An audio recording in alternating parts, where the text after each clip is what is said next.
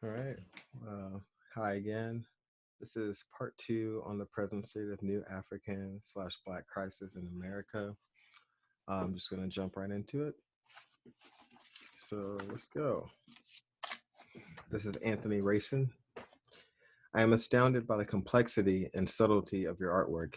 Seeing one of your originals, one cannot be but amazed, especially as you're recorded such rudimentary materials. Can you explain to us how you've developed as such an accomplished artist and what your driving motivation is? This is Rashid. In your introduction to this interview, you mentioned that my drawing tools consist of pen and pencil. Actually, the only tools I use are a 5-inch long ballpoint pen and standard typing paper.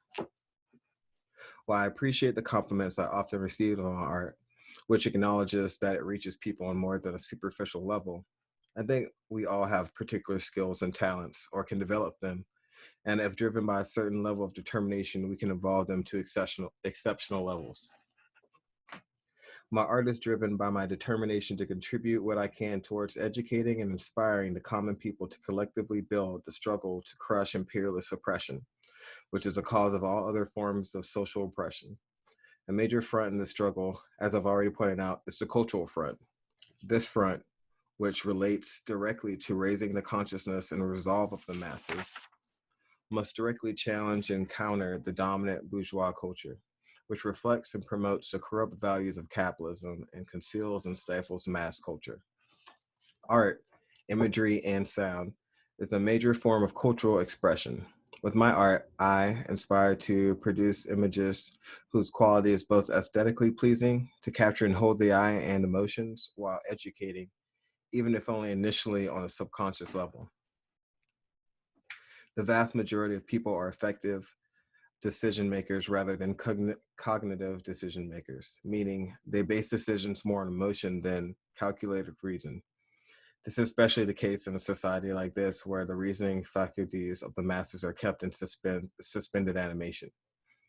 This is a reality that seems to be lost to most academic Marxists and anarchists alike. It is why they fail to reach and inspire the masses. They spend most of their times talking to themselves and going over the common people's heads.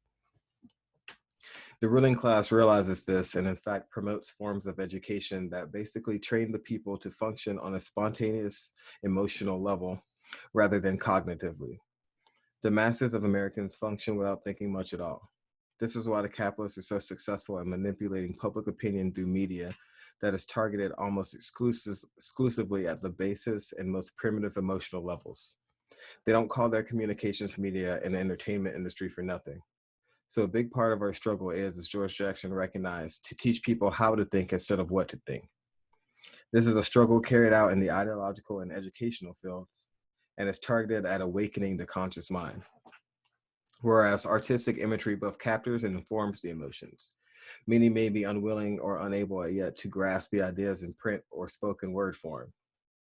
Artistic imagery reaches another deeper level of the psyche, often involuntarily and unconsciously. Therefore, I try to educate using both words and imagery and reach both the rational and emotional levels of the mind. This dialectical balance in consciousness, reaching large numbers of people despite the limitations of my physical surroundings and availability of materials.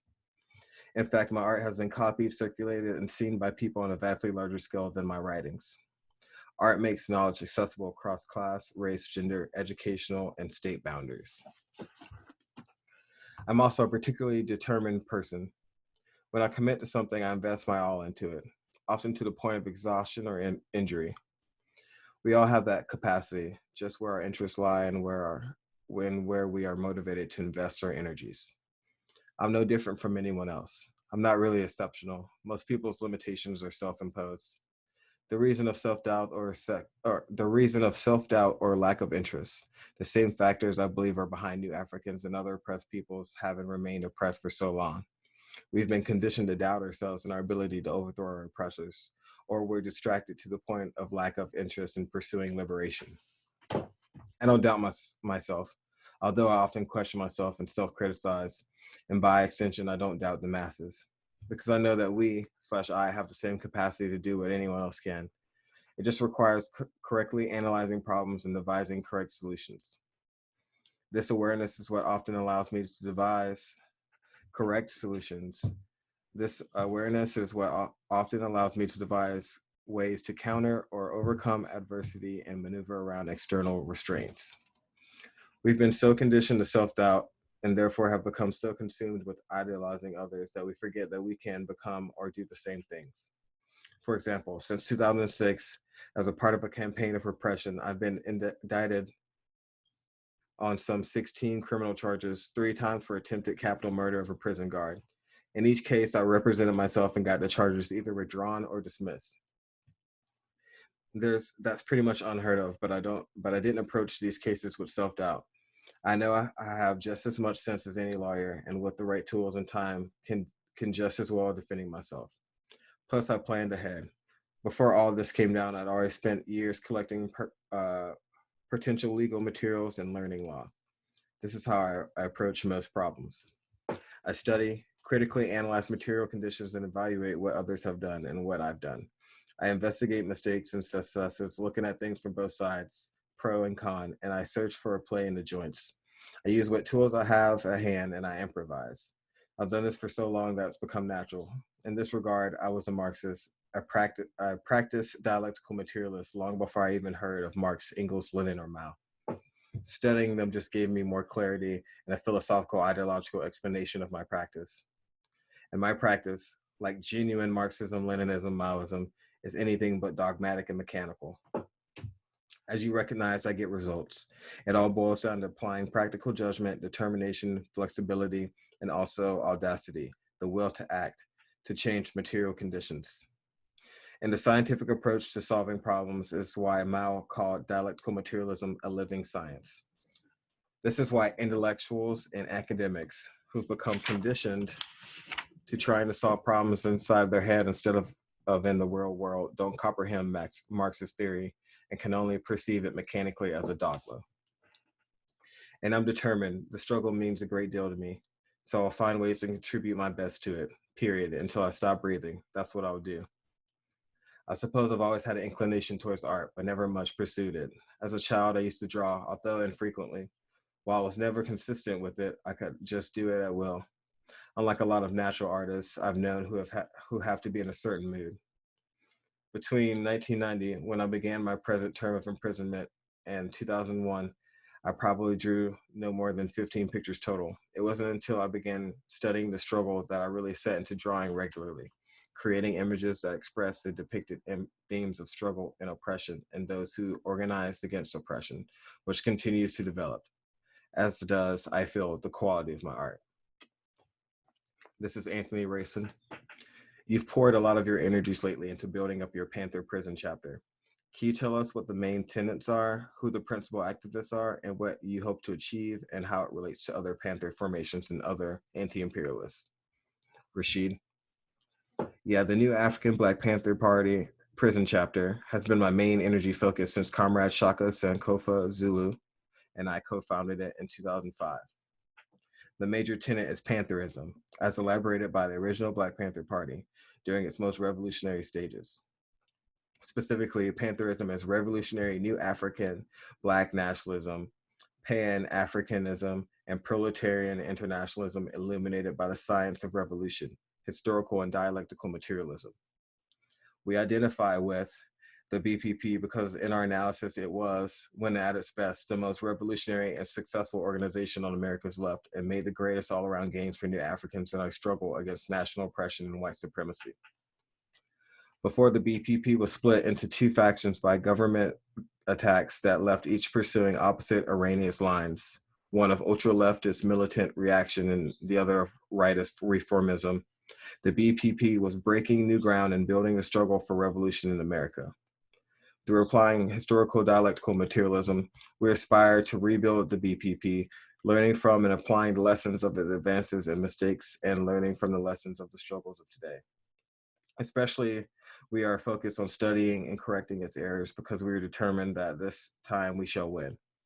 Our work is at this time focused on transforming the razor wire plantations into schools of liberation, to educate, uplift, and organize those within the prisons and convert these human warehouses into revolutionary universities, which will produce Panther cadres and activists of all nationalities and races. 85% of those incarcerated in the US will eventually return to society.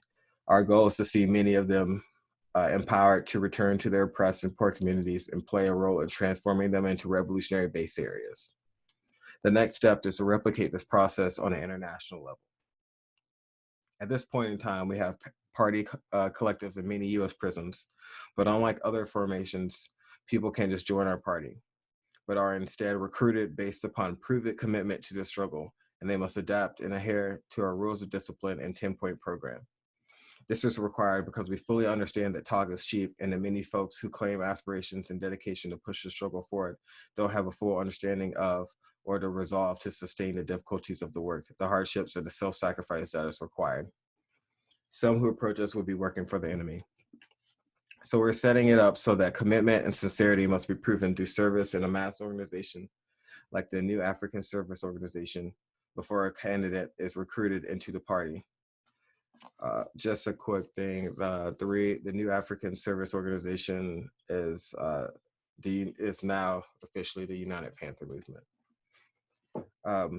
It operates under the leadership of our party and has its basis of unity support for the 10-point program, but it is building its own leadership structure under a national steering committee. Folks can join and start new chapters easily.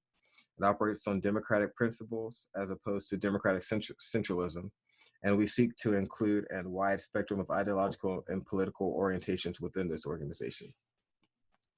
Contrary to bourgeois propaganda and bourgeois leadership style, a genuine vanguard party, such as we aspire to become, doesn't lead the people by compulsion or commandism. Its leadership must be voluntarily accepted by the masses based on its proven commitment to serving their general welfare and interests, and demonstrated ability to organize and lead the people in solving their own problems. As Mao pointed out, this is a quote by Mao: "Every comrade should help the masses and organize themselves step by step on a voluntary basis to unfold gradually struggles that are necessary and permissible under the external and internal conditions obtaining at a particular time and place. Whatever we do, authoritarianism is always erroneous, because as a result of our impetuosity, it makes us go beyond the degree of the masses awakening and violates the principle of voluntary action on the part of the masses." End quote. In its practical application, this style of leadership is based exclusively on the principle from the masses to the masses, which means we take the idea of the masses, raw, unorganized, and scattered ideas, and concentrate them through study and transform them into organized, systematic ideas, and return them to the masses in the form of slogans and programs. And we rely upon collective leadership. As an illustration, take, for example, a mass of people confined to barren land. The overall group doesn't know how to work the land, so it will become productive and produce food or sustain livestock, and are therefore on the verge of starvation. There can be no doubt that the masses want to produce sufficient land to eat and survive. The problem is they don't know how. Now, there are a couple of their members who have managed to study the ecological factors of their given environment and have learned techniques to transform the barren land into a virtual paradise of production. So they go about showing people by example how to do it and organize their collective power to produce this result. Now, they don't force their leadership on the people. The people embrace them voluntarily because of their proven example and ability to help them help themselves, and because they are themselves of the people. Instead of standing above the people, giving orders and punishing their errors, the comrades work alongside the people and share their knowledge freely, encouraging collective leadership, so that ultimately the leaders and the people become one in understanding and practice. In essence, this is how a mass-based vanguard leadership works. Through my example, maybe a bit oversimplified. And this is what the Chinese Communist Party under Mao's leadership strove for during China's revolutionary years, contrary to bourgeois lies and propaganda. They're often uncritically parroted as many leftists, uncritically parroted by many leftists. Under this leadership style, the masses, disorganized and unsystematic ideas, are organized and systematized. Return to them as programs, explained and popularized until they embrace and implement them. Then they are tested and refined through summing up practice. This process is repeated over and over in an ongoing spiral of practice, summation, practice. The ideas thereby become more and more correct and useful, connected to life and productive. This is the scientific method which reflects the Marxist-Leninist Maoist theory of knowledge.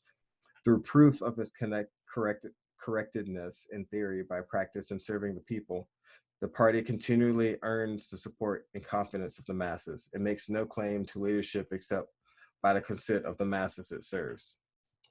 It takes an organization of people who share a certain level of consciousness, commitment, and discipline to prove this sort of leadership, and an organizational structure that facilitates the maximum degree of inter-party discussion with the maximum degree of unity and action. It requires constant struggle to check corrupting influences and tendencies. In this context, the new African masses in the party must be able to expect a high degree of commitment and dedication to the cause of revolution and social justice, even unto death. We Panthers must put the highest interests of humanity above self-interest and endure hardships and self-sacrifices when they are called for. The oppressed masses have a right to expect us to be consistent and not vacillate or sell them out, no matter what, to build strength and not weakness, to be honest and humble and never dishonor ourselves or the party. Our duties as revolutionaries are many, among which I think are to embrace historical materialism and dialectical materialism, and not sentimentalism, romanticism, or any kind of idealism. To proletarianize ourselves and be loyal to the class of the future, the proletariat, and not the petty bourgeoisie and their petty and less than revolutionary concerns over bourgeois rights and privileges. To be all the way revolutionary thinkers and leaders in the fight against all oppression, all forms and manifestations of racism, sexism, ageism, and any other divisive prejudices harmful to uniting all who can be united to overthrow capitalist imperialism and build socialism. To reject sectarianism while at the same time standing firm for proletarian ideology and struggling for a correct ideological and political line to lead our movement forward. To combine unity with struggle and be principled and above board. To oppose liberalism and rectify incorrect styles of thinking, work, and conduct. To be open to criticism by comrades and the masses and to practice self-criticism. To struggle for objectivity, seek truth from facts, and learn from the masses and the struggle. To be fair-minded, to listen to the people's concerns and suggestions and apply historical dialectical materialism to deepen their understanding and raise their level of consciousness and ability to solve problems. To be loyal to the party and regard its life as your own, to defend it, build its strength and influence, and strive to perfect it as the vanguard of the people's struggle. To respect, uphold, build, and defend the democratic centralism of the party, the subjugation of lower bodies to higher bodies, the minority to the majority, and the whole party to the central committee or sitting party Congress. To be united in spirit and action, and to speak with one voice and act as one body. To be self-disciplined, to live by the party's rules of discipline, uphold proletarian morality, and represent the bright future in the struggles of today, striving always to be the people's pride and a credit to the party. To have courage and dare to struggle and dare to win all power to the people, to die for the power if necessary, endure any oppression as a true red-hearted revolutionary. To practice and promote revolution and not reformism, pantherism and not cultural nationalism, and revolutionary optimism and not cynical defeatism. And to uphold and defend and work to extend revolutionary intercommunalism and unite all the people and all the oppressed communities on the planet through the United Panther movement. I think these 16 points should be kept in mind at all times and serve as a basis for further discussion throughout the party and our movement. Now, there are a lot of misconceptions and distortions about democratic centralism, some of which I addressed on the roles and characteristics of the Panther Vanguard Party and mass organizations. These misconceptions are largely the result of bourgeois propagated disinformation about the role and character of communist parties, but also they reflect historical misapplications of the concept by groups on the left, where commandism was substituted for the mass line, while claiming to be practicing democratic centralism either out of ignorance or revisionism. Many critics have seized one-sidedly on errors made by various organizations on the left and presented these errors while ignoring their correct aspects as the essence of these organizational forms and practices. As dialectical materialists, we recognize and understand that nothing proceeds in a straight line and that every positive has a negative side and that humanity error is inherent in life. We simply aspire to honestly evaluate things from both sides, to identify and correct errors instead of throwing out the baby with the bathwater. If we fail to act of fear of making mistakes, then we give victory to our oppressors by default. The NABPPPC includes the White Panther Organization and the Brown Panther Organizing Committee, which are arms of our party being set up to represent our party among and give ideological and political leadership to oppressed white and all other people in the prisons and oppressed communities. Our party unites with all anti-imperialist forces, including other Panther formations such as the Black Riders Liberation Party, the National Alliance of Black Panthers, the New Panther Vanguard Movement, the Anarchist Panthers, etc., even if we have disagreements with their line and practice. There have been some injuries and assumptions made regarding ties and similarities we might have with the new Black Panther Party, which came out of the Nation of Islam in the 1980s. We began as an autonomous chapter of the NBPP, aspiring to change the orientation of the outside NBPP into that of a genuine vanguard party in the new African communities. However, we soon realized it was better to separate ourselves from the NBPP's narrow nationalism and reverse racism. We also changed our name to the New African BPP prison chapter to further distinguish ourselves and reflect our orientation towards revolutionary New African nationalism. Information and some of our publications can also be obtained through the Anarchist Black Cross Network. Lastly, we feel the U.S. prisons are an important front in the struggle against imperialism. Prisoners are among the most oppressed sectors of the U.S. population, and because many have a good deal of time and opportunity to read and study, we stand to be potentially one of the most advanced sections of the people.